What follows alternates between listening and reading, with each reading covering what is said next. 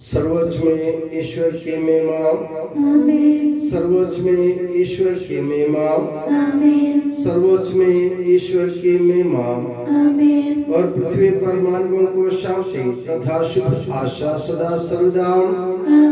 कि हमारे पिता जो स्वर्ग में है, तेरा नाम पवित्र माना जाए, तेरा राज्य आए, तू पवित्र है, पवित्र है, पवित्र है। कि हमारे पिता जो स्वर्ग में है, तेरी महिमा से पूर्ण है, देवदूत और मानव तेरा जयकार करते हैं, तू पवित्र है, पवित्र है, पवित्र है। हे हमारे पिता जो स्वर्ग में है, तेरा नाम पवित्र माना जाए, तेरा राज्य आए, तेरी इच्छा जैसे स्वर्ग में पूरी होती है, वैसे पृथ्वी पर भी हो। हमारा दैनिक आहार आज हमें दे, हमारे पापों में क्षमा कर, जैसे हमने अपने अपराधियों को क्षमा किया है। हमें परीक्षा में न पड़ने दे, परंतु दुष्ट से बचा, क्योंकि सर्वदा राज्य तेरा है, शक्ति तेरी है और महिमा तेरी है। आमीन। पिता पुत्र पवित्र आत्मा की महिमा हो। कि हमारे पिता जो स्वर्ग में है, तेरा नाम पवित्र माना जाए, तेरा राज्य आए, तू पवित्र है, पवित्र है, पवित्र है। हे हमारे पिता जो स्वर्ग में है, स्वर्ग और पृथ्वी तेरी महिमा से पूर्ण है, देवदूत और मानव तेरा जयकार करते हैं, तू पवित्र है, पवित्र है, पवित्र है। हम प्रार्थना करें, शांति हमारे साथ रखे। हे सर्वोच्च प्रभु ईश्वर, हम तेरा गुणगान करते हैं, महिमामय तृत्व की हम सदा स्तुति करते हैं। हम भक्ति पूर्वक उन पर पीड़ाओं की याद करते हैं जो हमारे मुक्तिदाता प्रभु मसीह ने अनुभव किया है। हमें भी ये विजय में सहभागी बनाए जो मसीह ने पाप एवं मृत्यु पर हासिल की। हमें अनुग्रहित कर कि हम उनके दुख भोग एवं मृत्यु के फल प्राप्त कर सके। हे सबके प्रभु पिता पुत्र और पवित्र आत्मा सर्वदा। मेरे ईश्वर तूने मुझे क्यों त्याग दिया? मेरे ईश्वर मुझे उनके हाथों में न छोड़ दे जो तेरा आदर नहीं करते। मेरे ईश्वर तूने मुझे क्यों त्याग दिया? मेरे ईश्वर में दिन में पुकारता हूँ और तो उत्तर नहीं देता। मैं रात में पुकारता हूँ और मुझे शांति नहीं मिलती। यदि भी तू मंदिर में विराजमान है। इस्राएल तेरा स्तुतिगान करता है। हमारे पूर्वजों को तेरा भरोसा था, उन्होंने तुझ पर भरोसा रखा और तूने उनका उद्धार किया। उन्होंने तेरी दुहाई दी और तूने उन्हें मुक्त किया। उनको तेरा भरोसा था और तूने उन्हें निराश नहीं होने दिया। परंतु मैं मनुष्य नहीं हूँ, मनुष्य द्वारा तिरस्कृत, लोगों द्वारा परित्यक्त हूँ। मुझे जो भी देखते हैं उपवास करते हैं और वे सिर हिलाते हुए मेरी हंसी उड़ाते हैं। उसने प्रभु पर भरोसा रखा, वही अब उसे बचाए। यदि वह उसे प्यार करता है तो वह उसे छुड़ाए।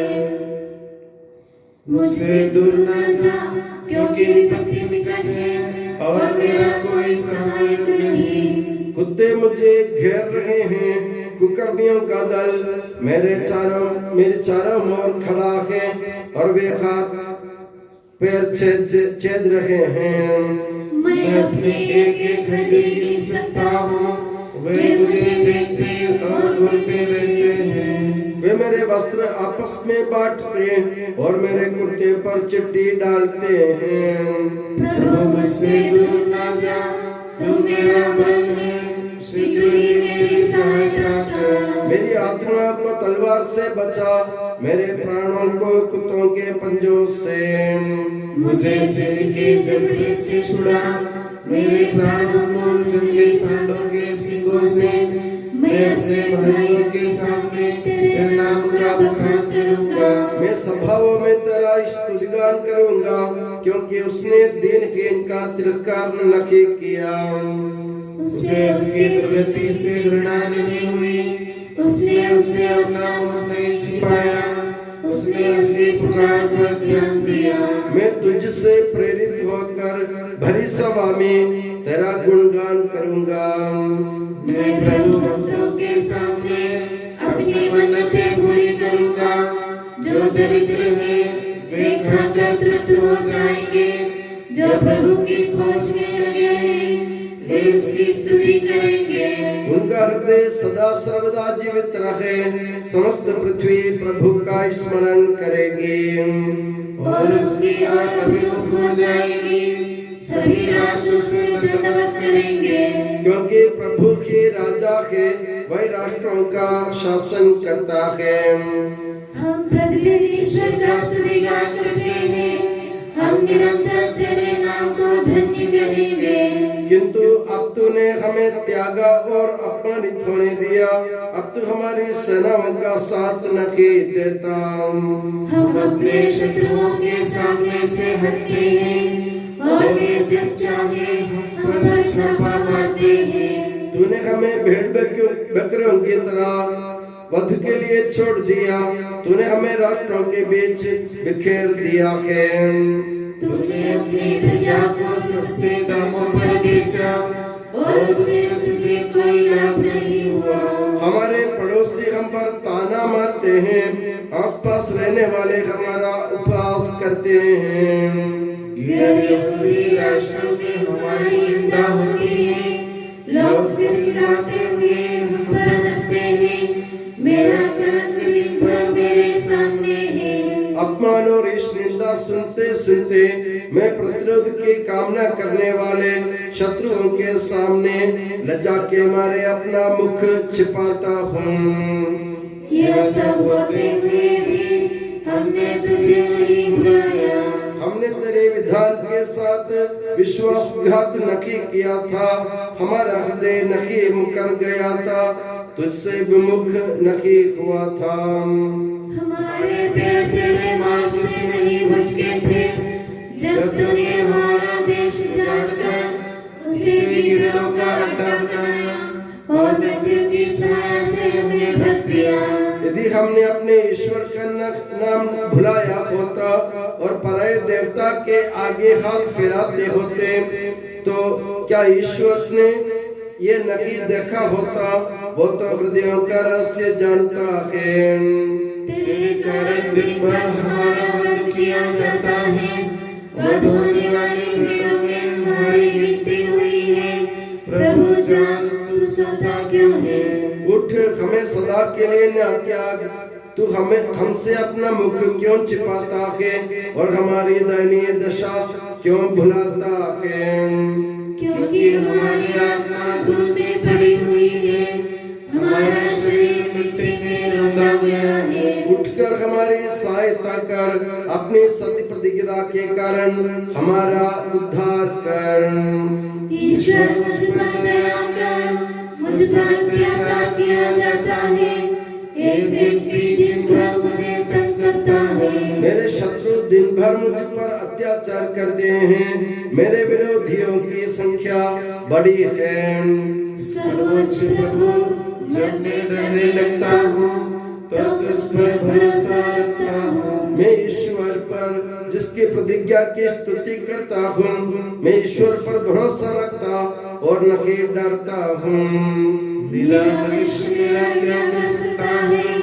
वे दिन भर मेरी निंदा करते और मेरे विरुद्ध षड्यंत्र रचते हैं। मुझे मारने के लिए वे मेरे घात में बैठे हैं और मेरे पग पग पर मेरी निगरानी करते हैं। इतनी बुराई करने पर भी क्या वे बच सकेंगे?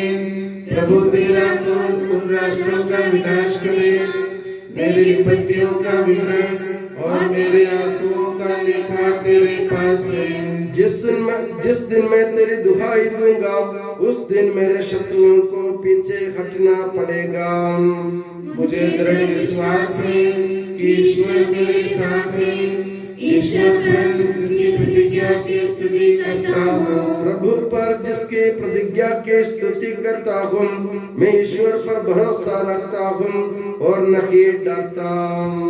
मेरे मनुष्य मेरा क्या कर सकते हैं? ईश्वर मुझे अपनी मन्नतें पूरी करनी है। मैं तुझे धन्यवाद के बलिदान चढ़ाता हूँ, क्योंकि तूने मुझे मृत्यु से बचाया। तूने मेरे पैरों को नहीं फिसलने दिया, जिससे मैं जीवन की ज्योति में प्रभु के सामने चलता हूँ। पिता पुत्र पवित्र आत्मा के जय। अनादि से अंतकाल तक आमीन। मेरे ईश्वर, तूने मुझे क्यों त्याग दिया? मेरे ईश्वर, मुझे उनके हाथों में न छोड़ दे जो तेरा आदर नहीं करते। हम प्रार्थना करें, शांति हमारे साथ रखे। तेरे प्रत्येक उपकार तथा अनुग्रह का प्रतिदान हम कदापि नहीं कर सकते। तेरे अनुग्रह और सारी सहायता से संपन्न और दुल्हन की तरह अलंकृत तेरी कलीसिया में हम निरंतर तुझे धन्यवाद देते और तेरा स्तुतिगान ही करते रहे कि सबके प्रभु तू ही सृजनहार सदा सर्वदा।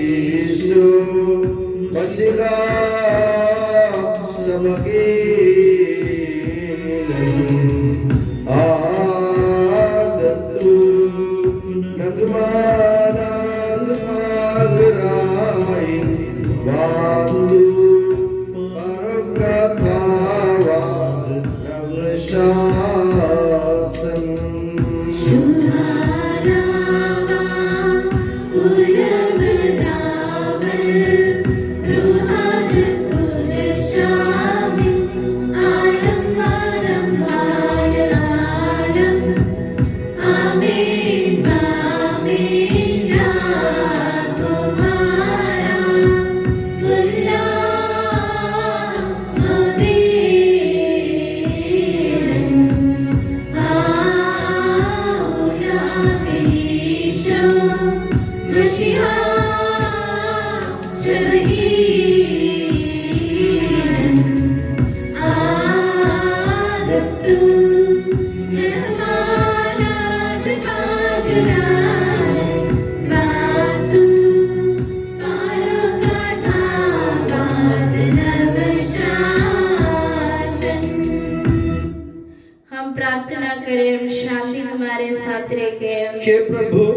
वास्तव में तू हमारे शरीर को पुनर्जीवन देने वाला है, हमारी आत्मा का उद्धार करने वाला है और हमारे जीवन का सदा संरक्षण करने वाला है।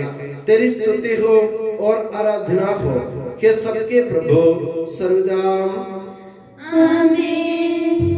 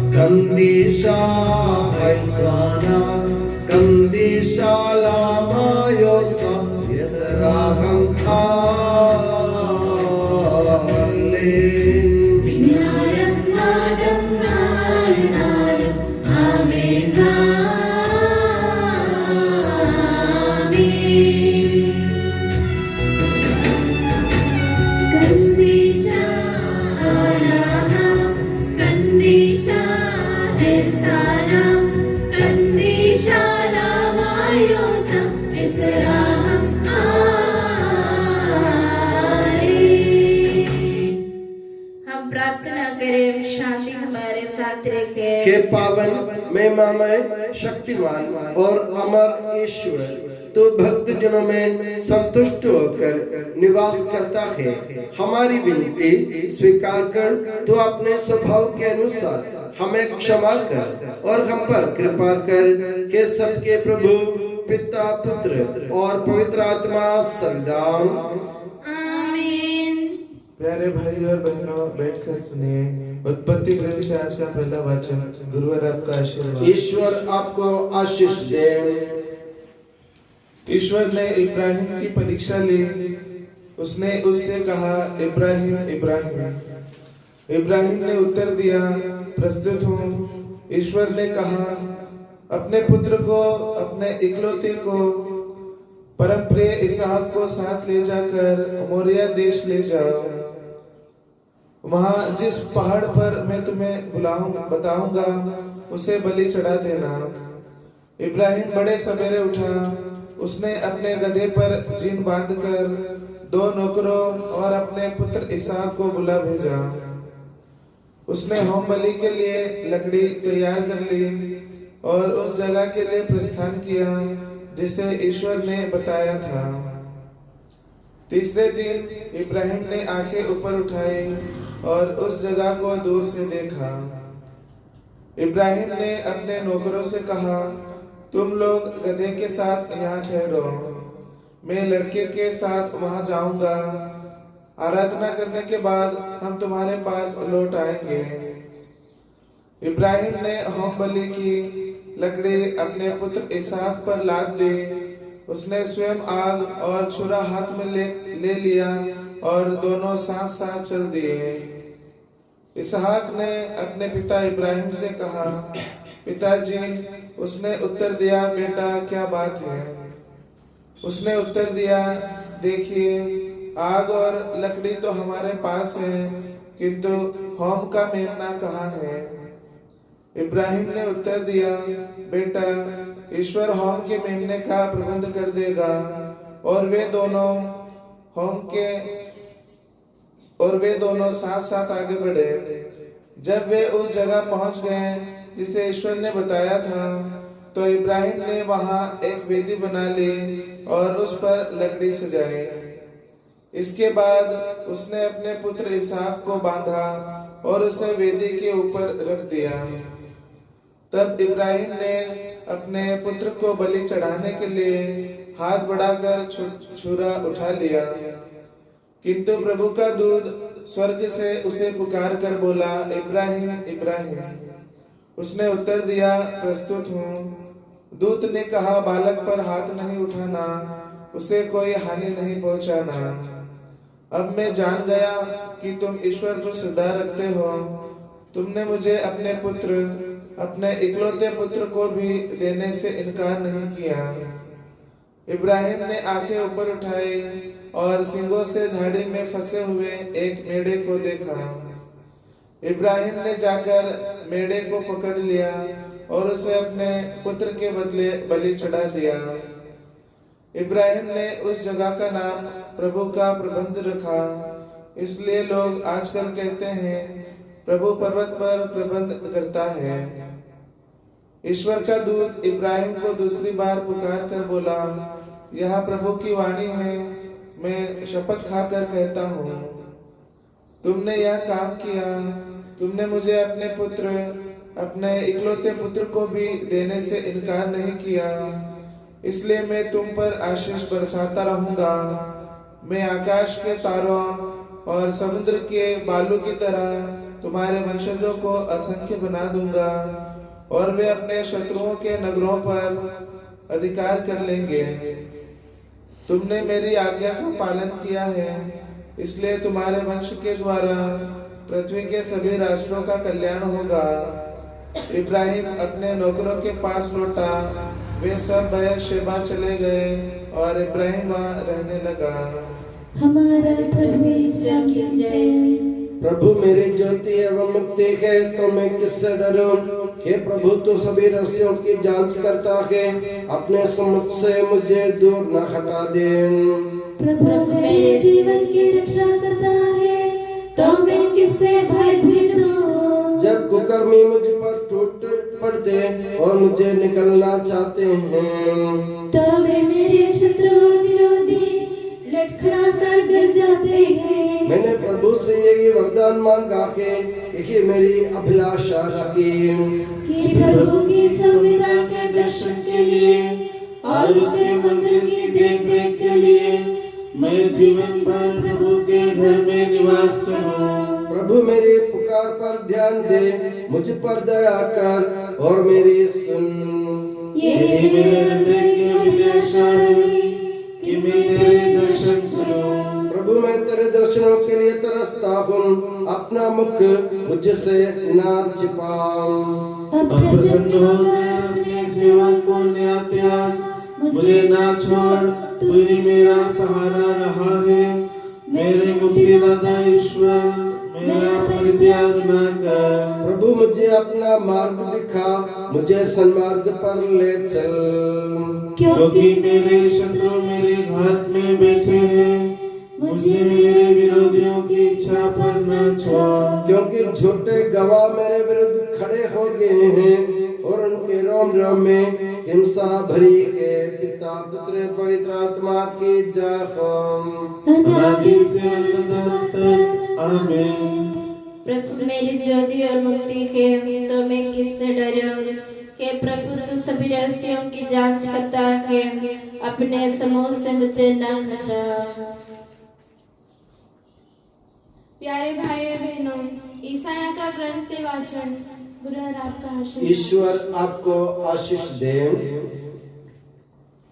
देखो, मेरा सेवक फलेगा फूलेगा, वह महिमान्वित किया जाएगा और अत्यंत महान होगा। उसकी आकृति इतनी विरूपित की गई थी कि वह मनुष्य नहीं जान पड़ता था। लोग देखकर दंग रह गए थे। उसकी ओर बहुत से राष्ट्र आश्चर्यचकित होकर देखेंगे और उसके सामने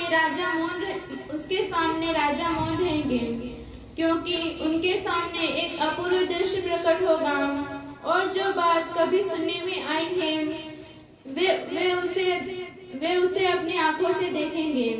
किसने हमारे संदेश पर विश्वास किया? प्रभु का सामर्थ्य किस पर प्रकट हुआ है? वह हमारे सामने एक छोटे से पौधे की तरह, सूखी भूमि की जड़ की तरह बढ़ा।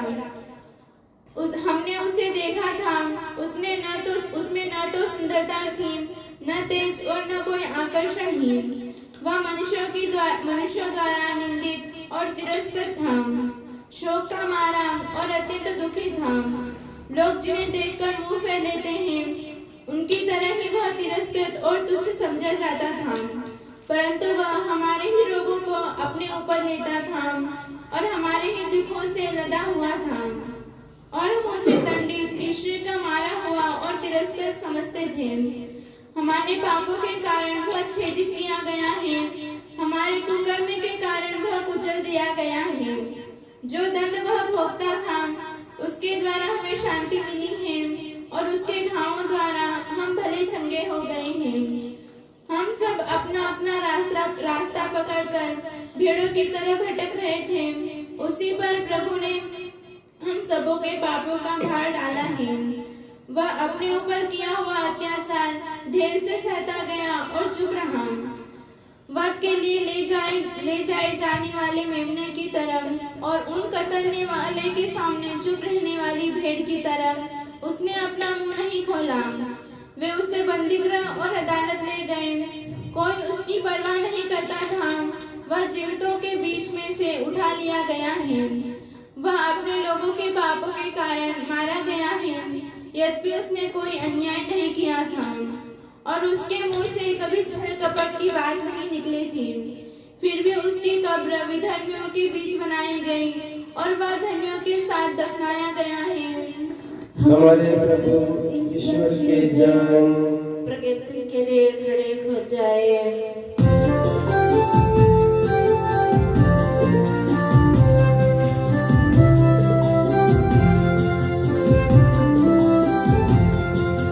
गगन निरंतर गाता है महिमा गरिमा के रंगान।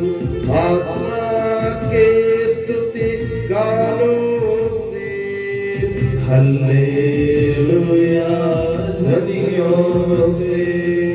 आत्मा के स्तुति गानों से हल्लेलुया ध्वनियों से।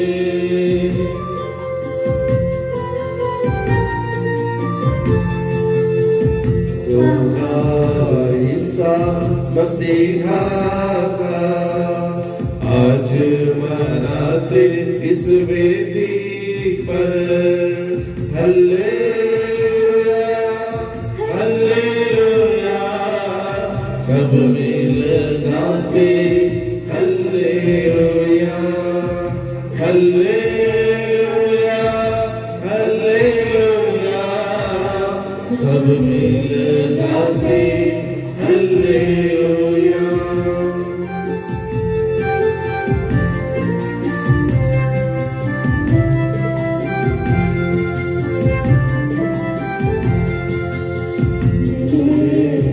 आज इस वेदी पर हम भक्त्यादर मन भाव से आत्मा के स्तुति गानों से हल्लेलुया ध्वनियों से। आत्मा के स्तुति गानों से हल्लेलुया ध्वनियों से। पिता पुत्र पवित्र आत्मा की महिमा होवे नित्य निरंतर। आत्मा के स्तुति गानों से हल्लेलुया ध्वनियों से। आत्मा के स्तुति गानों से हल्लेलुया ध्वनियों से।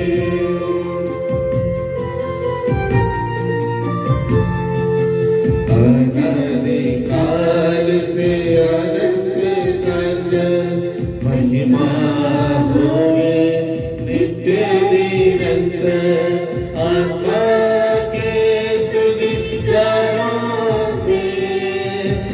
हालेलुया ध्वनियों से आत्मा के स्तुति गानों से हालेलुया ध्वनियों से।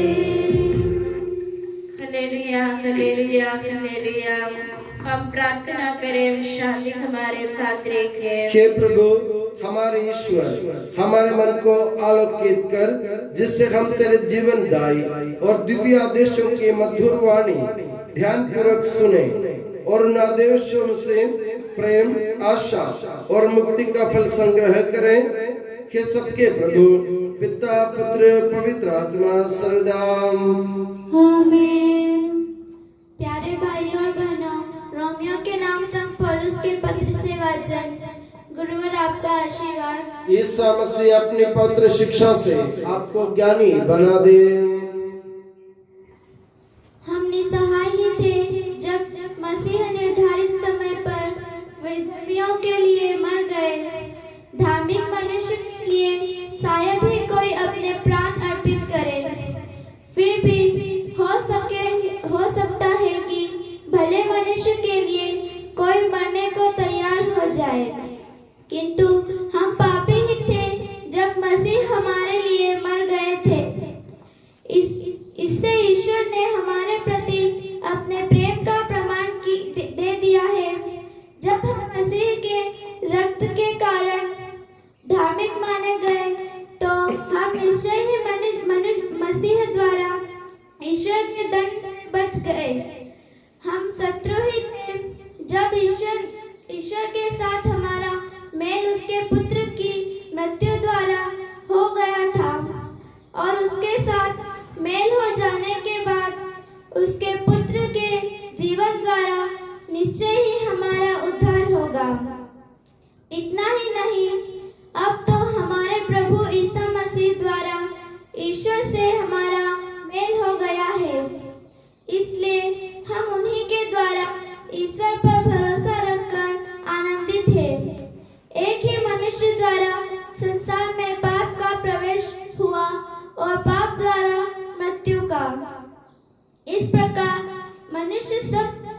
मृत्यु सब मनुष्यों में फैल गई, क्योंकि सब पापी हैं।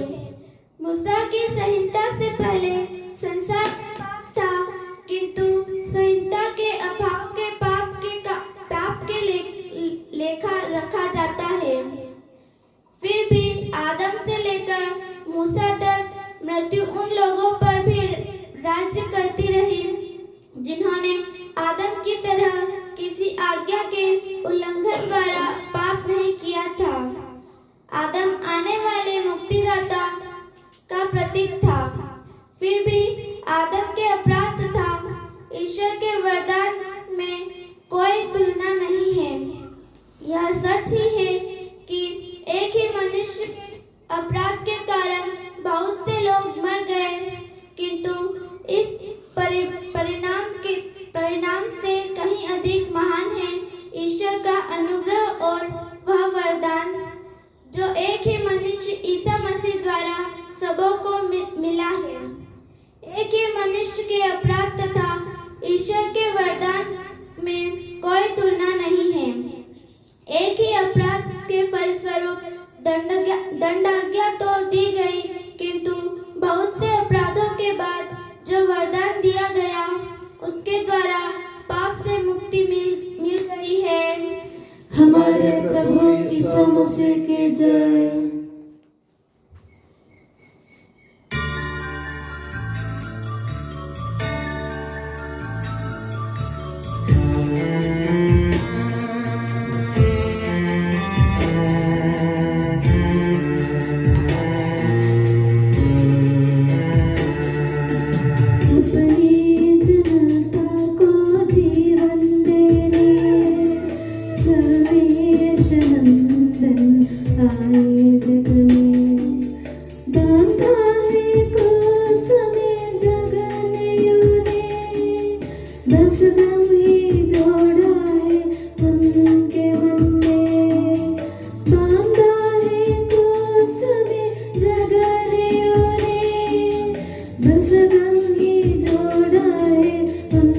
उनके मन में।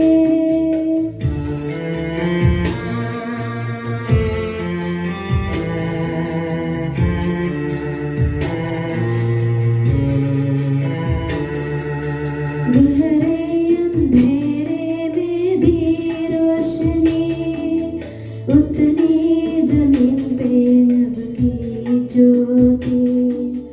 बांधा है क्रूस में जगने ओरे, बस दम ही जोड़ा है उनके मन में। बांधा है क्रूस में जगने ओरे, बस दम ही जोड़ा है उनके मन में। हम ध्यान पूर्वक पवित्र सुसमाचार सुने।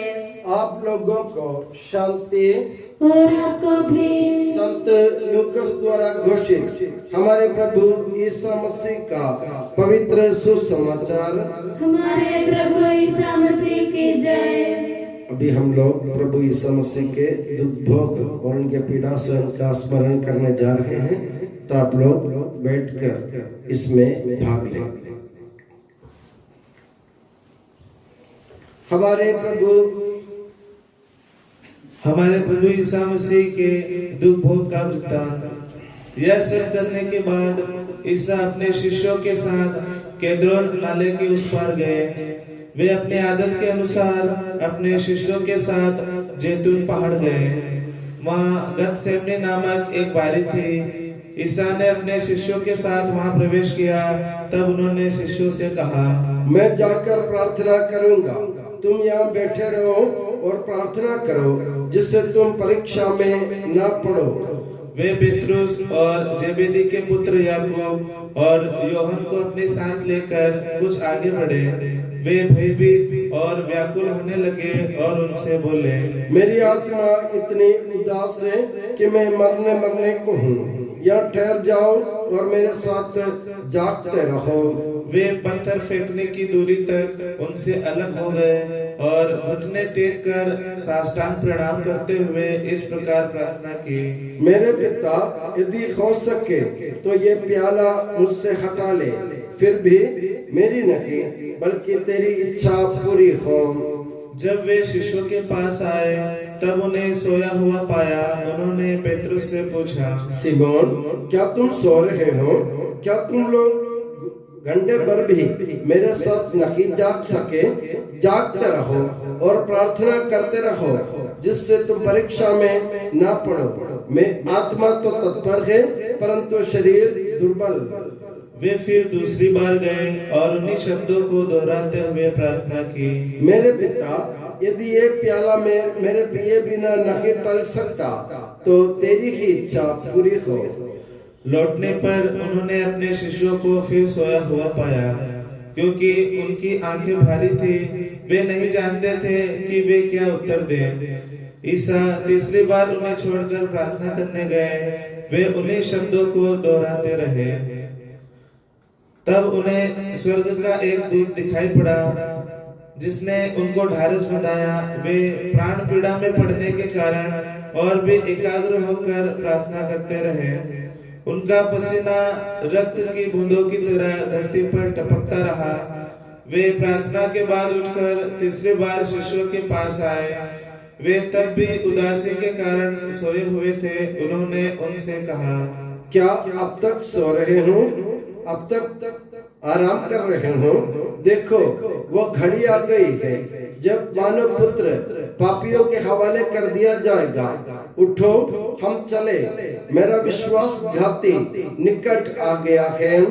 उनके विश्वासघाती यूदस को वह जगह मालूम थी, क्योंकि ईसा अक्सर अपने शिष्यों के साथ वहां जाया करते थे। यूदस पलटन और महायाजकों तथा फरीसियों के भेजे हुए प्यादों के साथ वहां आ पहुंचा। वे लोग लालटेने, मशाले, तलवारें तथा लाठियां लिए थे। ईसा यह कह ही रहे थे कि 12 में से एक यूदस वहां आ पहुंचा। विश्वासघाती ने उन्हें यह कहते हुए संकेत दिया था, मैं एक व्यक्ति का चुंबन करूंगा, वही मसीह है, उसी को पकड़ना और सावधानी से ले जाना।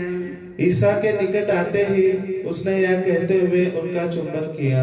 गुरुवर प्रणाम। तब ईसा ने उनसे पूछा, युदास, क्या तुम चुंबन देकर मानव पुत्र के साथ विश्वासघात कर रहे हो? ईसा ने यह जानकर कि मुझ पर क्या बीतेगी आगे बढ़कर उनसे इस प्रकार पूछा, तुम किसे ढूंढते हो? उन्होंने उनसे कहा, हम ईसा नाज़री को ढूंढ रहे हैं। ईसा ने उनसे कहा, मैं वही हूँ। वहाँ उनका विश्वासघाती युदास भी उन लोगों के साथ खड़ा था। जब ईसा ने उनसे कहा, मैं वही हूँ, तो वे पीछे हटकर भूमि पर गिर पड़े। ईसा ने उनसे फिर पूछा, तुम किसे ढूंढते हो? हम ईसा नाज़री को ढूंढ रहे हैं। उन्होंने उनसे कहा, मैं तुम लोगों से कह चुका हूँ कि मैं वही हूँ। यदि तुम मुझे ढूंढते हो तो उन्हें जाने दो। यह इसलिए हुआ कि उनका यह कथन पूरा हो जाए, तूने मुझे जिन्हें सौंपा, मैंने उनमें से एक का भी सर्वनाश नहीं होने दिया। शिष्यों ने यह देखकर कि क्या होने वाला है उनसे कहा, प्रभु, क्या हम तलवार चलाएं? सिमोन पेतरुस के पास एक तलवार थी। उसने अपनी तलवार खींच ली और प्रधान याजक के नौकर पर चलाकर उसका दाहिना कान उड़ा दिया। उस सेवक का नाम मालखुस था। ईसा ने उसका कान छूकर उसे अच्छा करने के बाद पेतरुस से कहा, तलवार म्यान में कर लो, क्योंकि जो तलवार उठाते हैं वे तलवार से मरते हैं। क्या तुम ये नहीं समझते हो कि मैं अपने पिता से सहायता नहीं मांग सकता? तब क्या वो अपनी अभी मेरे लिए स्वर्गदूतों की बारिश से भी अधिक सेनाएं नहीं भेज सकता? लेकिन तब दर्द का कथन कैसे पूरा होगा? जैसा जो प्याला पिता ने मुझे दिया, क्या मैं उसे नहीं पीऊं? इसके बाद ईसा ने भीड़ से कहा, क्या तुम लोग मुझे डाकू समझते हो, जो तलवारें एवं लाठियां लेकर मुझे पकड़ने आए हो? मैं तो प्रतिदिन मंदिर में बैठकर शिक्षा दिया करता था, फिर भी तुमने मुझे गिरफ्तार नहीं किया। ये तुम्हारा समय है, ये अंधकार का शासन है। यह सब इसलिए हुआ कि नबियों ने जो लिखा है वह पूरा हो जाए। तब पलटन, कप्तान और यहूदियों के प्यादों ने ईसा को पकड़कर बांध लिया। यह देखकर कि सब शिष्य ईसा को छोड़कर भाग गए, लेकिन एक युवक ईसा के पीछे हो लिया। भीड़ ने उसे पकड़ लिया, वह भी पहना हुआ वस्त्र छोड़कर भाग गया। वे उन्हें पहले अन्नस के यहाँ ले गए, क्योंकि वह उस वर्ष के प्रधान याजक केफस का ससुर था। यह वही केफस था जिसने यहूदियों को यह परामर्श दिया था कि अच्छा यही है कि राष्ट्र के लिए एक ही मनुष्य मरे। प्रधान याजक ने ईसा से उनके शिष्यों और उनकी शिक्षा के विषयों में पूछा। ईसा ने उत्तर दिया, मैं संसार के सामने प्रकट रूप से बोला हूँ। मैंने सदा सभागृह और मंदिर में जहाँ यहूदी एकत्र हुआ करते थे शिक्षा दी है। मैंने गुप्त रूप से कुछ नहीं कहा। ये आप मुझसे क्यों पूछते हैं? उनसे पूछिए जिन्होंने मेरी शिक्षा सुनी है, वे जानते हैं कि मैंने क्या क्या कहा। जब उन्होंने इस प्रकार कहा, तब पास खड़े प्यादों में से एक ने ईसा को थप्पड़ मारकर यह पूछा, तुम प्रधान याजक को इस तरह जवाब देते हो? ईसा ने उससे कहा, यदि मैंने गलत कहा तो मेरी गलती बता दो, और यदि ठीक कहा तो मुझे क्यों मारते हो? अन्नस ने बांधे हुए ही ईसा को प्रधान याजक केफस के पास भेजा। सभी महायाजक, नेता और शास्त्री इकट्ठे हो गए। महायाजक और सारी महासभा ईसा को मरवा डालने के उद्देश्य से उसके विरुद्ध गवाही खोज रहे थे, परंतु वह मिली नहीं। बहुत से लोगों ने तो उनके विरुद्ध झूठी गवाही दी, किंतु उनके बयान मेल नहीं खाते थे। अंत में दो झूठे गवाहों ने आकर इस प्रकार गवाही दी, हमने इस व्यक्ति को ऐसा कहता सुना, मैं हाथ का बनाया हुआ यह मंदिर ढा दूंगा और 3 दिनों के अंदर एक दूसरा खड़ा करूंगा जो हाथ का बनाया हुआ होगा।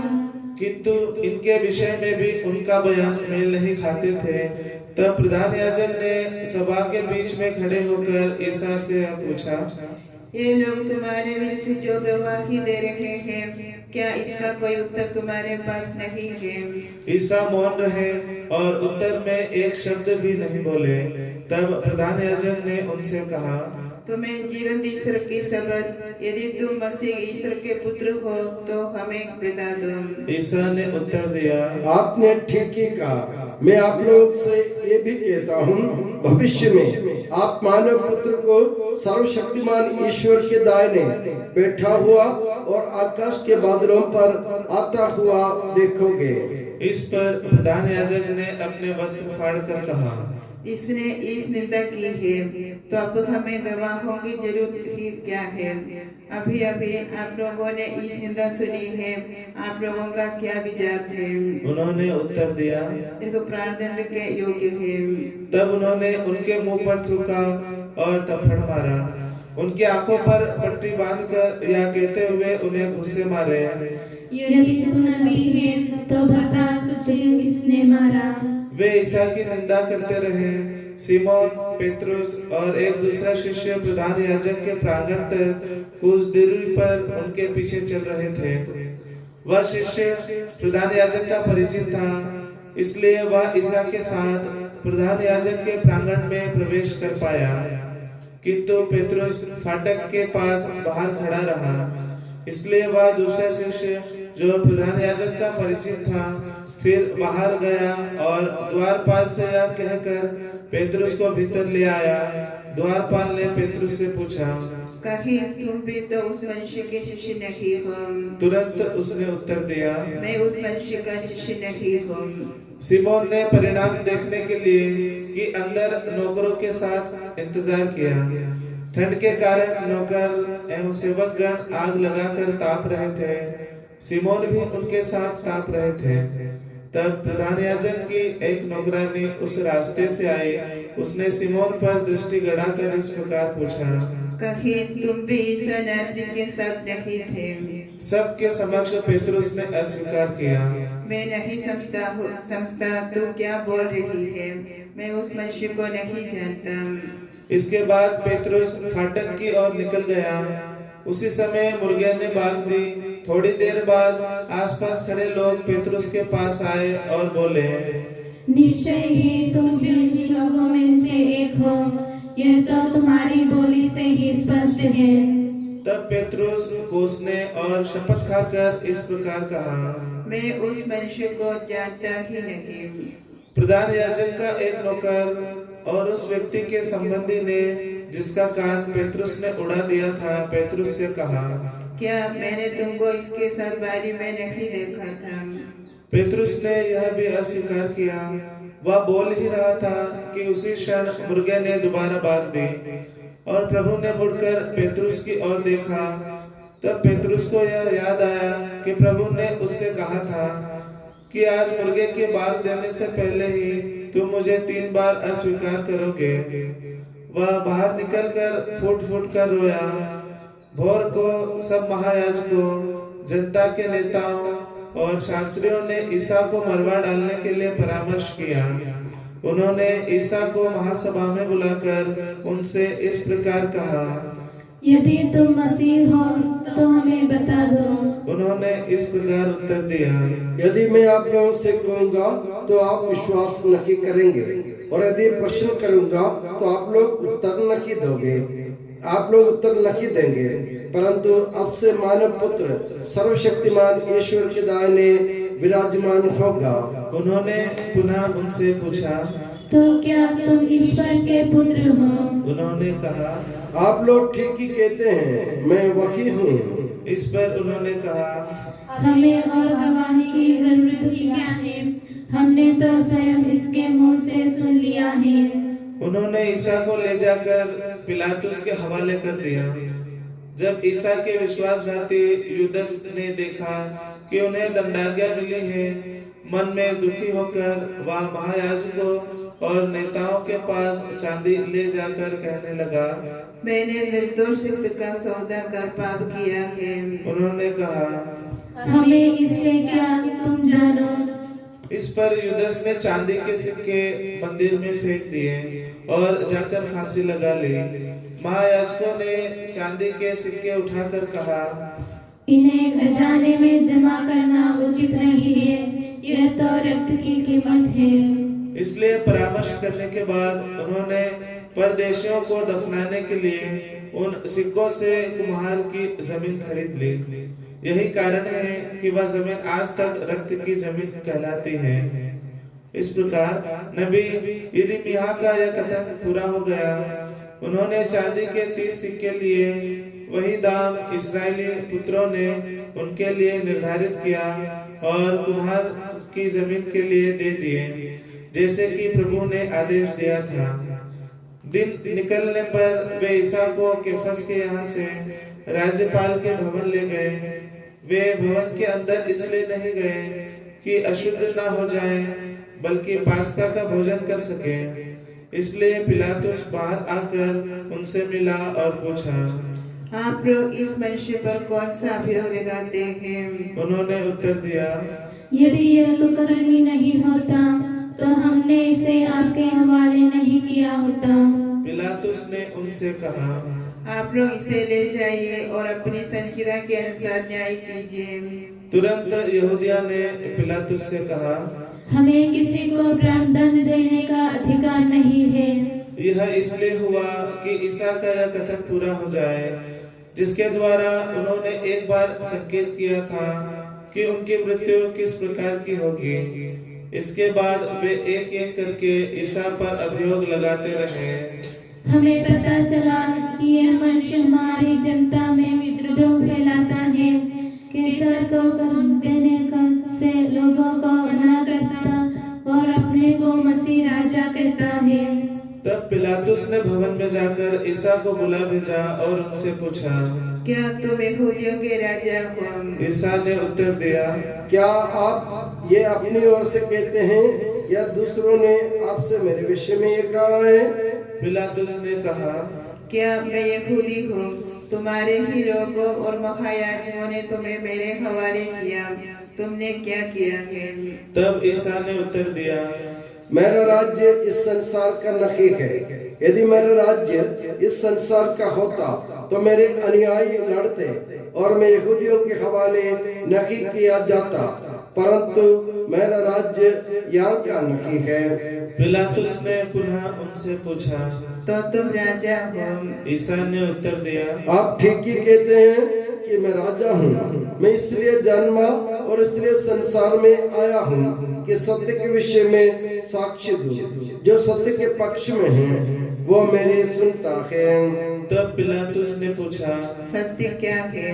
प्रश्न करने के तुरंत बाद पिलातुस ने यहूदियों की ओर मुड़कर महायाजकों एवं जनता से कहा, मैं इस मनुष्य में कोई दोष नहीं पाता। वे पुनः ईसा पर अभियोग लगाने लगे। यह गलीलिया से लेकर यहाँ तक यहूदिया के कोने कोने में अपनी शिक्षा से जनता को उकसाता है। गलीलिया शब्द सुनते ही पिलातुस ने पूछा, क्या यह मनुष्य गलीली है? यह जानकर कि ईसा हेरोद के राज्य के हैं, उसने ईसा को हेरोद के पास भेजा। वह भी उन दिनों यरूशलेम में था। हेरोद ईसा को देखकर बहुत प्रसन्न हुआ। वह बहुत समय से उन्हें देखना चाहता था, क्योंकि उसने ईसा की चर्चा सुनी थी और उनका कोई चमत्कार देखने की आशा करता था। हेरोद ईसा से बहुत से प्रश्न करता रहा, परंतु उन्होंने उसे उत्तर नहीं दिया। वहां पर भी महायाजक और शास्त्री जोर जोर से ईसा पर अभियोग लगाते रहे। तब हेरोद ने अपने सैनिकों के साथ ईसा का अपमान तथा उपहास किया और उन्हें भड़कीला वस्त्र पहनाकर पिलातुस के पास वापस भेजा। उसी दिन हेरोद और पिलातुस मित्र बन गए। पहले तो उन दोनों में शत्रुता थी। पिलातुस ने महायाजकों, शासकों और जनता को बुलाकर उनसे कहा, आप लोगों ने अभियोग लगाकर इस मनुष्य को मेरे सामने पेश किया कि एक जनता में विद्रोह फैलाता है। मैंने आपके सामने इसकी जांच की, परंतु आप इस मनुष्य पर जिन बातों का उपयोग लगाते हैं उनके विषय में मैंने इसमें कोई दोष नहीं पाया, और हेरोद ने भी कोई दोष नहीं पाया, क्योंकि उन्होंने इसे मेरे पास वापस भेजा है। आप देख रहे हैं कि इसने प्राणदंड के योग्य कोई अपराध नहीं किया है, इसलिए मैं इसे बिठा कर छोड़ दूंगा। पर्व के अवसर पर राज्यपाल लोगों की इच्छा अनुसार एक बंदी को रिहा किया करता था। लोग राज्यपाल से निवेदन करने लगे कि आप जैसा करते आए हैं वैसे ही हमारे लिए करें। उस समय बराबस नामक एक कुख्यात व्यक्ति बंदी गृह में था। वह उन विद्रोहियों के साथ गिरफ्तार हुआ था जिन्होंने राजद्रोह के समय हत्या की थी। पिलातुस ने इकट्ठे हुए लोगों से पूछा, पास्का के अवसर पर एक बंदी को रिहा करने का रिवाज है, मैं किसको रिहा करूं, बराबस को या मसीह कहलाने वाले ईसा को? पिलातुस जानता था कि उन लोगों ने ईर्ष्या के कारण ईसा को उसके हाथों सौंपा है। पिलातुस न्यायासन पर बैठा हुआ था कि उसकी पत्नी ने कहला भेजा, उस धर्मात्मा के मामले में हाथ नहीं डालना, क्योंकि उसी के कारण मुझे आज स्वप्न में बहुत कष्ट हुआ। इसी बीच महायाजकों और नेताओं ने लोगों को यह समझाया कि वे बराबस को छुड़ाएं और ईसा का सर्वनाश करें। पिलातुस ने लोगों से पूछा, तुम लोग क्या कह चाहते हो, दोनों में से किसे तुम्हारे लिए रिहा करूं? सबों ने उत्तर दिया, ईसा को क्रूस दिया जाए, बराबस को रिहा करें। पिलातुस ने ईसा को मुक्त करने की इच्छा से पुनः उनसे पूछा, तो मैं ईसा का क्या करूं जो यहूदियों के राजा कहलाते हैं? वे जोर से चिल्ला उठे, इसे क्रूस दिया जाए, इसे क्रूस दिया जाए। पिलातुस ने तीसरी बार उनसे पूछा, इसने कौन सा अपराध किया है? मैं इसमें प्राणदंड के योग्य कोई दोष नहीं पाता। परंतु वे चिल्ला चिल्ला कर आग्रह करते रहे कि इसे क्रूस दिया जाए, और उनका कोलाहल बढ़ता जा रहा था। तब पिलातुस ने उनकी मांग पूरी करने का निश्चय किया। जो मनुष्य विद्रोह और हत्या के कारण कैद किया गया था और जिसे वे छुड़ाना चाहते थे, उसने उसी को रिहा किया और ईसा को लोगों की इच्छा के अनुसार उनको सुपुर्द किया। पिलातुस ने ईसा को कोड़े लगवाए। इसके बाद राज्यपाल के सैनिकों ने ईसा को भवन के अंदर ले जाकर उनकी सारी पलटन एकत्र कर ली। उन्होंने उनके कपड़े उतार कर उन्हें लाल चोगा पहनाया, कांटों का मुकुट गूंथकर उनके सिर पर रखा और उनके दाहिने हाथ में सरकंडा थमा दिया। तब उन्होंने उनके सामने घुटने टेक कर यह कहते हुए उनका उपवास किया, यहूदियों के राजा प्रणाम। वे उन पर थूकते और सरकंडा छीनकर उनके सिर पर मारते थे। पिलातुस ने पुनः बाहर जाकर लोगों से कहा, देखो, मैं इसे तुम लोगों के सामने बाहर ले आता हूँ, जिससे तुम यह जान लो कि मैं उसमें कोई दोष नहीं पाता। तब ईसा कांटों का मुकुट और बैंगनी कपड़ा पहने बाहर आए। पिलातुस ने लोगों से कहा, यही है वह मनुष्य। महायाजक और प्यादे उन्हें देखने पर चिल्ला उठे, इसे क्रूस दीजिए, इसे क्रूस दीजिए। पिलातुस ने उनसे कहा, तुम इसे ले जाओ और क्रूस पर चढ़ाओ, मैं तो इसमें कोई दोष नहीं पाता। तब यहूदियों ने उनसे कहा, हमारी यह संहिता है और उस संहिता के अनुसार यह प्राणदंड के योग्य है, क्योंकि इसने ईश्वर का पुत्र होने का दावा किया। यह सुनकर पिलातुस और भी डर गया। उसने फिर भवन के अंदर जाकर ईसा से पूछा, तुम कौन हो? किंतु ईसा ने उसे उत्तर नहीं दिया। इस बार पिलातुस ने उनसे पूछा, तुम मुझसे क्यों नहीं बोलते? क्या तुम यह नहीं जानते कि मुझे तुमको रिहा करने का भी अधिकार है और क्रूस पर चढ़वाने का भी? ईसा ने उत्तर दिया, यदि आपको ऊपर से अधिकार नहीं दिया गया होता तो आपका मुझ पर कोई अधिकार नहीं होता। इसलिए जिसने मुझे आपके हवाले किया वह अधिक दोषी है। इसके बाद पिलातुस ईसा को मुक्त करने का उपाय ढूंढता रहा। परंतु यहूदी यह कहते हुए चिल्लाते रहे, यदि आप इसे रिहा करते हैं तो आप कैसर का हितैषी नहीं है। जो अपने को राजा कहता है वह कैसर का विरोध करता है। यह सुनकर पिलातुस ने ईसा को बाहर ले आने का आदेश दिया। वह अपने न्यायालय पर उस जगह जो लिथो-स्त्रोतस और इब्रानी में गब्बता कहलाती है बैठ गया। पास्का की तैयारी का दिन था, लगभग दोपहर का समय था। पिलातुस ने यहूदियों से कहा, यह है तुम्हारा राजा। इस पर वे चिल्ला उठे, इसे ले जाइए, इसे ले जाकर क्रूस दीजिए। पिलातुस ने उनसे पूछा, क्या मैं तुम्हारे राजा को क्रूस पर चढ़वा दूं? महायाजकों ने उत्तर दिया, कैसर के बिना हमारा कोई राजा नहीं। पिलातुस ने देखा कि मेरी एक भी नहीं चलती, उल्टे हंगामा होता जा रहा है। उसने पानी मंगवा कर लोगों के सामने हाथ धोए और कहा, मैं इस धर्मात्मा के रक्त का दोषी नहीं हूँ। सारी जनता ने उत्तर दिया, इसका रक्त हम पर और हमारी संतान पर। पिलातुस ने ईसा को क्रूस पर चढ़ाने के लिए उनके हवाले कर दिया। सिपाहियों ने लाल चोगा उतारकर उन्हें उनके निजी कपड़े पहनाकर क्रूस पर चढ़ाने ले गए। ईसा क्रूस ढोते हुए खोपड़ी की जगह नामक स्थान की ओर चले। इब्रानी में उसका नाम गोलगोथा है। रास्ते में कुरेन निवासी सिमोन से उनकी मुलाकात हुई, जो सिकंदर और रूफस का पिता था। वह खेत से लौट रहा था। उन्होंने ईसा का क्रूस उठाने के लिए उसको बाध्य किया। उन्होंने सिमोन पर क्रूस रख दिया, जिससे वह ईसा के पीछे ले चले। लोगों की भारी भीड़ उनके पीछे पीछे चल रही थी। उनमें नारियां भी थी जो अपनी छाती पीटते हुए उनके लिए विलाप कर रही थी। ईसा ने उनकी ओर मुड़कर कहा, यरूशलेम की बेटियों, मेरे लिए मत रो, अपने लिए और अपने बच्चों के लिए रो, क्योंकि वे दिन आ रहे हैं जब लोग कहेंगे, धन्य है वे स्त्रियां जो बांझ हैं, धन्य है वे गर्भ जिन्होंने प्रसव नहीं किया, और धन्य है वे स्तन जिन्होंने दूध नहीं पिलाया। तब लोग पहाड़ों से कहने लगेंगे, हम पर गिर पड़ो और पहाड़ियों से हमें ढक लो, क्योंकि यदि हरी लकड़ी का हाल यह है तो सूखी का क्या होगा।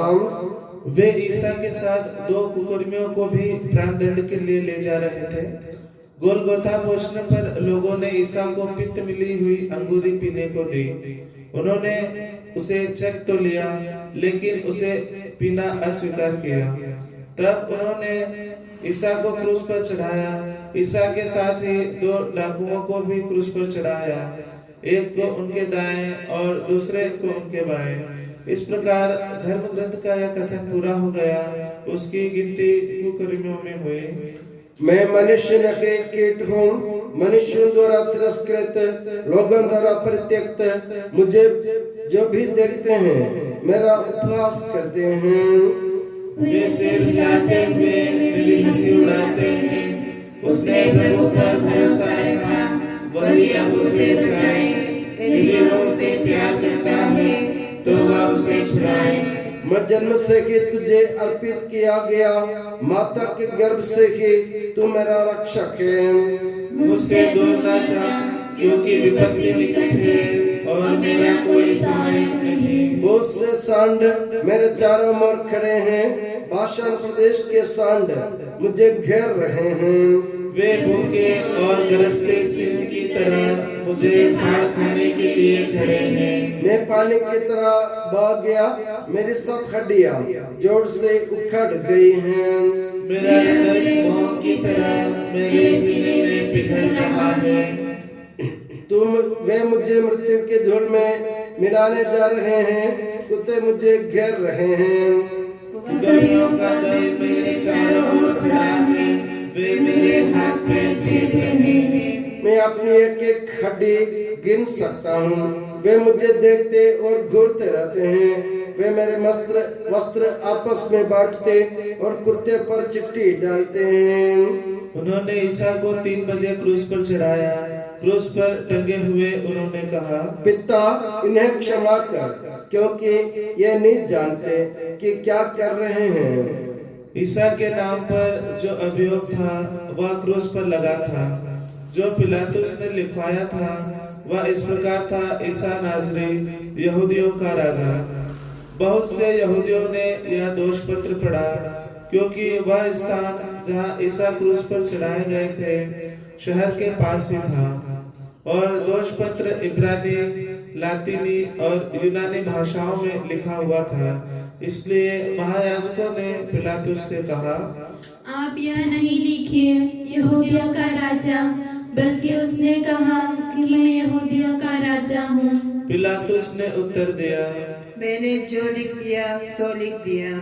ईसा को क्रूस पर चढ़ाने के बाद सैनिकों ने उनके कपड़े 4 भागों में बांट दिए। उनका कुर्ता ऊपर से नीचे तक पूरा का पूरा बुना हुआ था। इसलिए उन्होंने कहा, हम इसे नहीं फाड़े, चिट्ठी डालकर देख लें कि यह किसे मिलता है।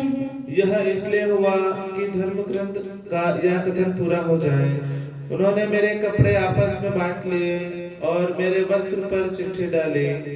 सैनिकों ने ऐसा ही किया। सैनिक उन पर पहरा देने बैठे। जनता खड़ी होकर यह सब देख रही थी। उधर से आने जाने वाले लोग ईसा की निंदा करते और सिर हिलाते हुए यह कहते थे, तू मंदिर ढाकर 3 दिनों के अंदर फिर बना देता ना, तो अपने को बचा। महायाजक, शास्त्री और नेता भी यह कहते हुए उनका उपहास करते थे, इसने दूसरों को बचाया, किंतु यह अपने को बचा नहीं सकता। यह तो इस्राएल का राजा है। अब यह क्रूस से उतरे तो हम उसमें विश्वास करेंगे। यह तो मसीह है, तो अपने को बचाए। इससे ईश्वर का भरोसा था। यदि इस पर ईश्वर प्रसन्न हो तो इसे छुड़ाए। इसने तो कहा है कि मैं ईश्वर का पुत्र हूँ। सैनिकों ने भी उनका उपहास किया। वे पास आकर उन्हें खट्टी अंगूरी देते हुए बोले, यदि तू यहूदियों का राजा है तो अपने को बचा। क्रूस पर चढ़ाए हुए कुकर्मियों में से एक ने इस प्रकार ईसा की निंदा करते हुए कहा, यदि तू मसीह है तो अपने को और हमें बचा। लेकिन दूसरे ने उसे इस प्रकार डांटा, क्या तुझे ईश्वर का भी डर नहीं? तू भी तो वही दंड भोग रहा है। तुम्हारा दंड न्याय संगत है, क्योंकि हम अपनी करनी का फल भोग रहे हैं, पर इन्होंने कोई अपराध नहीं किया है।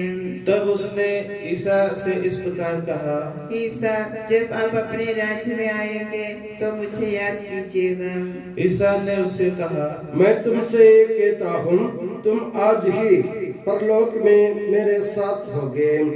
ईसा की माता, उनकी बहन फिलोपस की पत्नी मरियम और मरियम मगदलेना उनके क्रूस के पास खड़ी थी।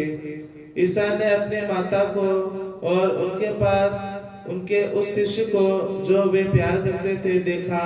उन्होंने अपनी माता से कहा, भद्रे, ये आपका पुत्र है।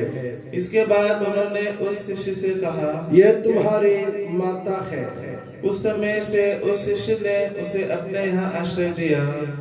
दोपहर से तीसरे पहर तक पूरे प्रदेश पर अंधेरा छाया रहा। लगभग तीसरे पहर ईसा ने ऊंचे स्वर से पुकारा, एली एली लेमा सबक्तानी, मेरे ईश्वर तूने मुझे क्यों त्याग दिया है? यह सुनकर पास खड़े लोगों ने कहा, एलियास को बुला रहा है। तब ईसा ने यह जानकर कि अब सब कुछ पूरा हो चुका है, धर्म ग्रंथ का लेख पूरा करने के उद्देश्य से कहा, मैं प्यासा हूँ। वहाँ खट्टी अंगूरी से भरा एक पात्र रखा हुआ था।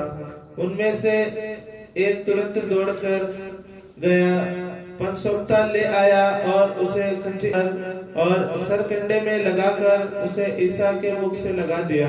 यह देखकर कुछ लोगों ने कहा, रहने दो, देखें एलियस इसे बचाने आता है या नहीं। ईसा ने खट्टी अंगूरी चखकर कहा, सब कुछ पूरा हो चुका है। ईसा ने ऊंचे स्वर से पुकार कर कहा, पिता, मैं अपनी आत्मा को तेरे हाथों में सौंपता हूँ। यह कहकर उन्होंने सिर झुकाकर प्राण त्याग दिए। अभी हम प्रभु यीशु मसीह की मृत्यु का स्मरण करने जा रहे हैं और आपसे मेरा निवेदन है आप लोग घुटने टेक कर प्रभु यीशु मसीह की आराधना करें।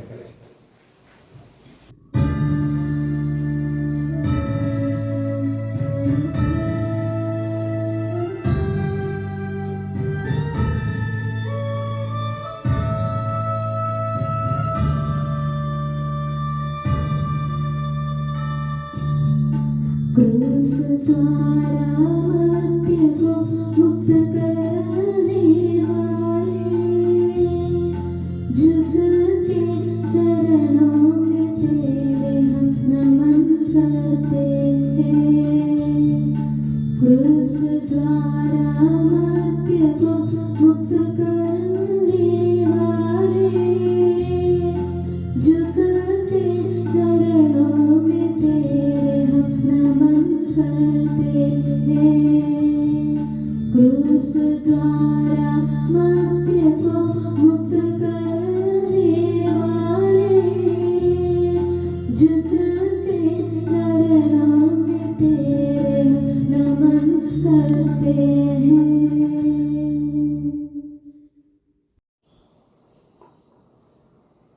हम पश्चाताप श्रद्धा भक्ति से घुटने टेकते हुए अपने प्रभु के दिव्य चरणों में विनय करें। हे प्रभु हम पर दया कर। हे प्रभु हम पर दया कर।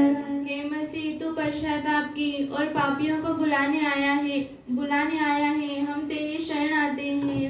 हे प्रभु हम पर दया कर। हे जीवंत मसीह तूने स्वयं होकर हमारे घावों को स्वस्थ किया और अपने मृत्यु कर मृत्यु पर विजय पाए है हम तेरी शरण आते हैं। हे प्रभु हम पर दया कर। हे मसीह तूने दुख भोग एवं मृत्यु के दौरान सूर्य एवं चंद्रमा को अप्रत्यक्ष होने एवं समस्त सृष्टि को विलाप करने दिया हम तेरी शरण आते हैं। हे प्रभु हम पर दया कर। हे मसीह तू हमारा भला करदरिया और प्रभु है। तूने अपनी भेड़ों के लिए स्वयं बलिदान होकर अपने रक्त से उनका उद्धार कर दुष्टों से हमें बचाया हम तेरी शरण आते हैं। हे प्रभु हम पर दया कर। हे करुणा में ईश्वर तू कृपा पूर्वक सबों पर शासन करता है हम तेरी शरण आते हैं। हे प्रभु हम पर दया कर। हे ईश्वर तू स्वर्गवासियों द्वारा स्तुति और भूवासियों द्वारा सत्य एवं आत्मा में आराधना के योग्य है हम तेरी शरण आते हैं। हे प्रभु हम पर दया कर। हम सबके प्रभु ईश्वर से विनय पूर्वक प्रार्थना करें कि वे हमारी प्रार्थनाएं एवं याचनाएं स्वीकार करते हुए करुणा पूर्वक उत्तर दें। आमीन। सबके प्रभु यीशु से हम प्रार्थना करें कि वे अपनी कृपा दृष्टि से पूर्ण एवं संतुष्ट रूप से पवित्र कैथोलिक कलीसिया का संरक्षण करें। आमीन। सबके प्रभु ईश्वर से हम प्रार्थना करें कि वे बादल के खंभे की छाया में पवित्र कलीसिया का संरक्षण करें और वचन के प्रकाश से उन्हें प्रदीप्त करें। आमीन।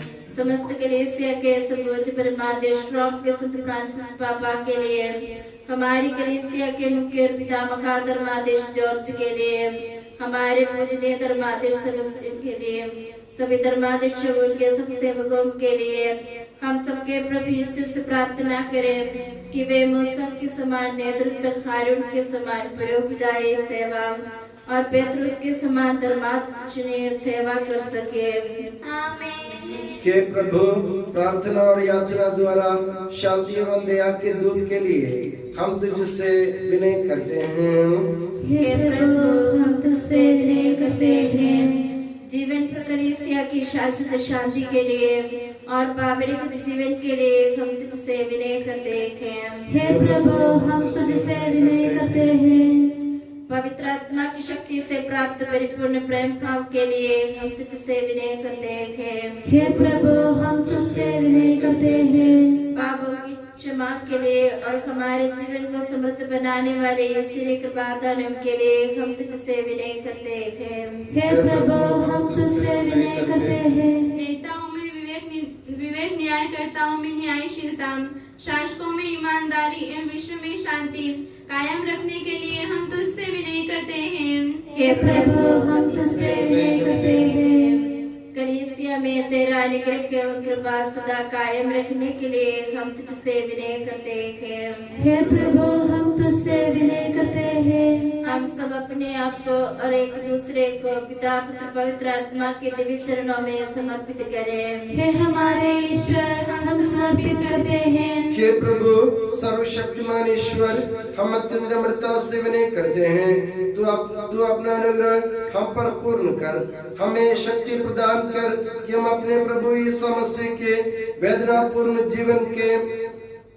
जीवन से संयुक्त होते हुए प्रार्थना पूर्वक अपने क्लेशों एवं पीड़ाओं को सह सके और बलि जीवन जारी रखे। हमारी सहायता कर कि हम भ्रातृ प्रेम एवं आत्म परित्याग का परिचय देते हुए अपना जीवन सफल बनाए।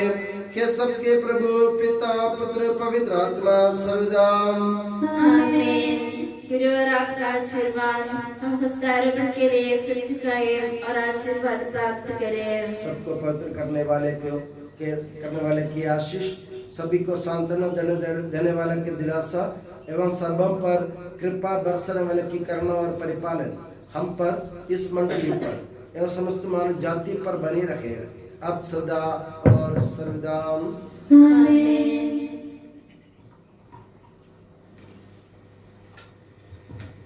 तैबु से दमारनी सुमिशिखा उगम बेदालाखा आवा उशौता पुसादरुखाद पुदिशा तेगवे अमकोलन हासा वगुल सन्मनवल्लालम आलमीन।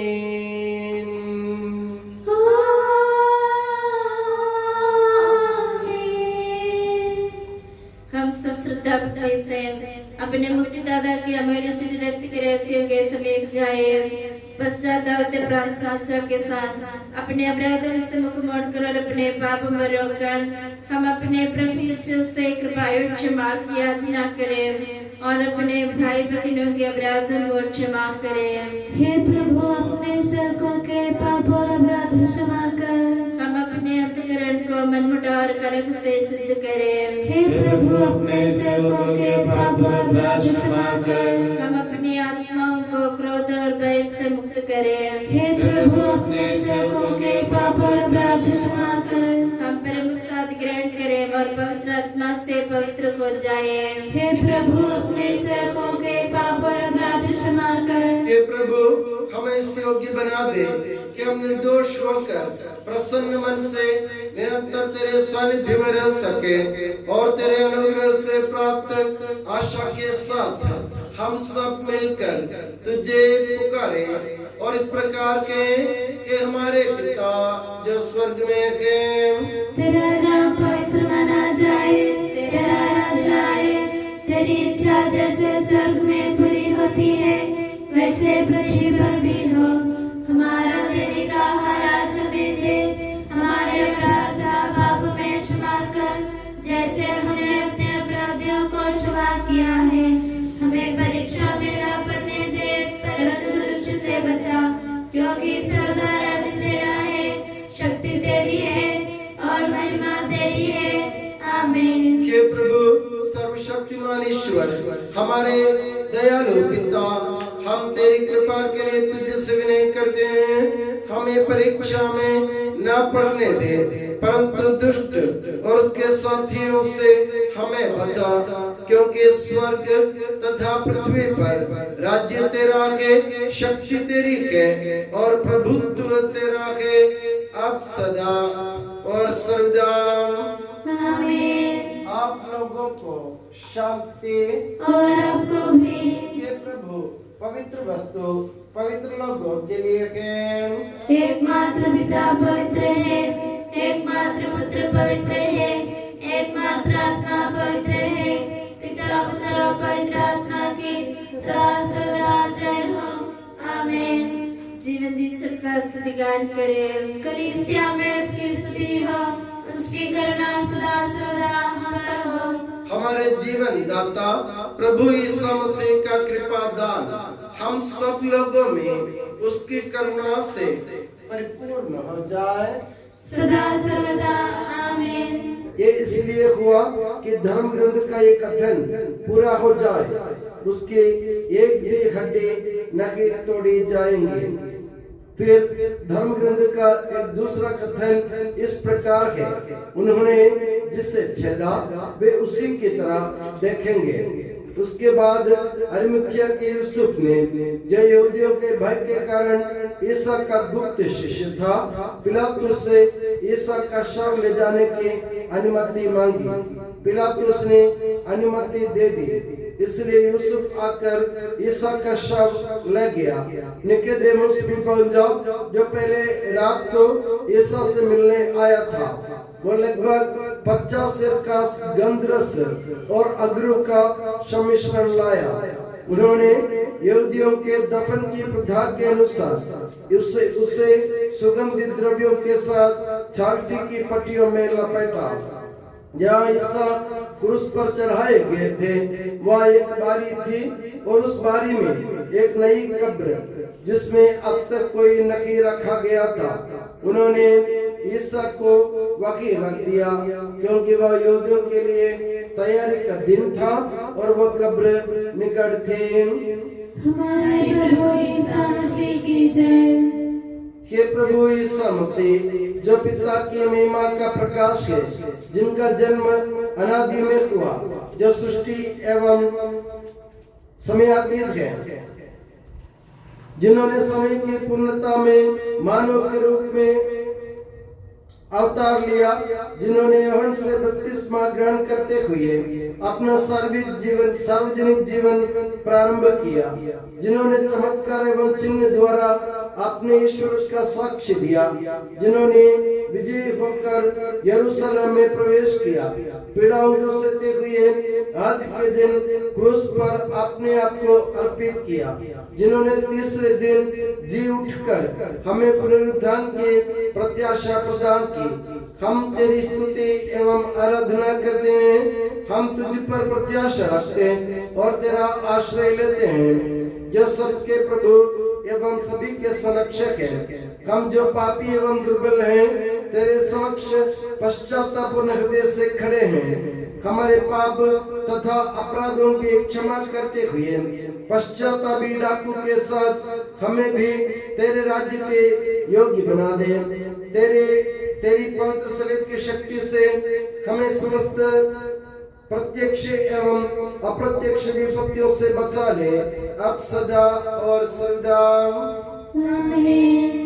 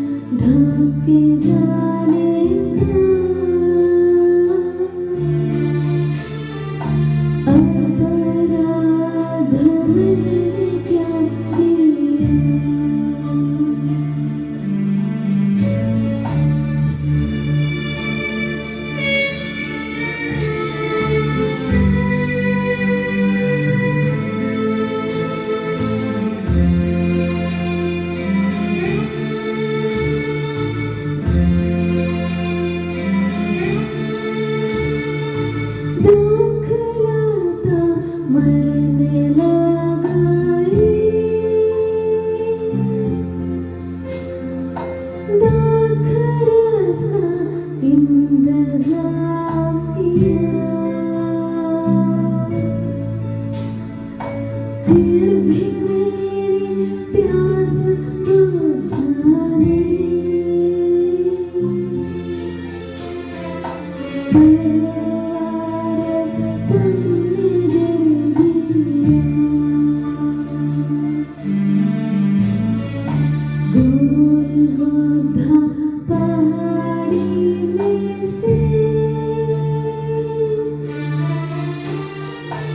प्रलाप का स्वर गूंजा है।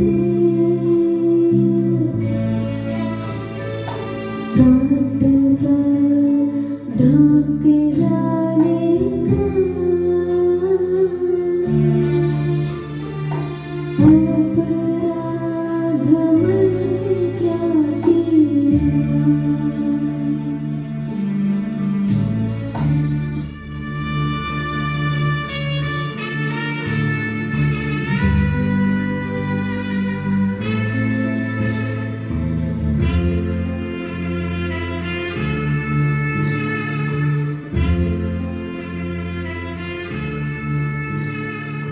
राजदंड से सजाया तुमको मैंने कितना माना। सिर पे मेरे कांटों का ताज, पहनाया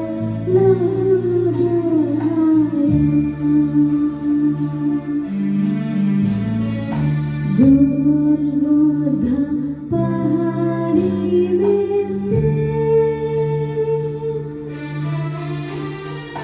प्रलाप का स्वर गूंजा है। काट पर ढके जाने का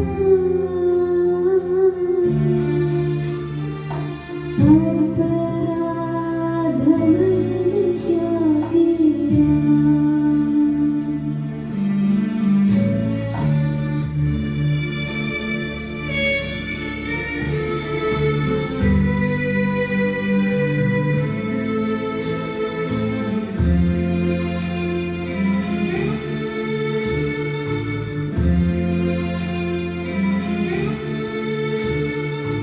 आया था मैं तुमको उठाने, ढाका तुमने क्रूस पे मुझको। स्वर्ग द्वार खोलने आया, देखो सा मेरे हाथों को बांधा।